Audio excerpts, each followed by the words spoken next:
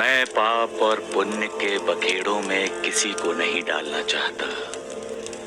मेरे लिए हर वो कर्म, हर वो सोच, हर वो फैसला पाप है जो किसी को दुख दर्द देता है, और हर वो सोच, कर्म और फैसला पुण्य है जो किसी को खुशी देता है। आमतौर पर लोग यकीन करते हैं या लोगों को इस बात पर विश्वास है कि पवित्र नदियों में नहाने से या तीर्थों पर जाने से पुण्य मिलते हैं। पुण्य तो सद्गुरु के चरणों में आश्रय लेने से भी मिलता है। क्योंकि सारे पुण्य, सारे तीर्थ सद्गुरु के चरणों में होते हैं। सद्गुरु खुश तो पाप कहीं आसपास भी नहीं भटकता। पुण्य ही पुण्य है, जितना चाहे समेट लो। सबका मालिक एक है। बाबा, आप कहते हो कि होनी को कोई नहीं टाल सकता, तो बाबा आप भी नहीं टाल सकते? मैं भी नहीं टाल सकता नाना बली। जैसे हम फूलों की खुशबू को छिपा नहीं सकते, सूरज की रोशनी को अपनी जेबों में नहीं रख सकते, और आग को अपनी मुट्ठी में नहीं पकड़ सकते, वैसे ही होनी को कोई नहीं टाल सकता।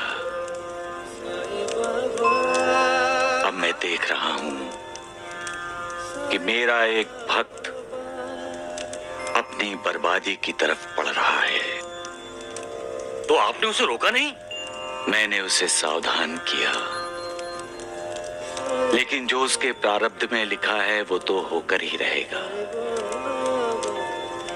फिर भी मैं उसे एक बार और सावधान करने की कोशिश करूंगा। अगर उसने मेरी बात मान ली तो होनी टलने की संभावना है, लेकिन वो मेरी बात सुनेगा क्या? होनी को टाल सकेगा क्या?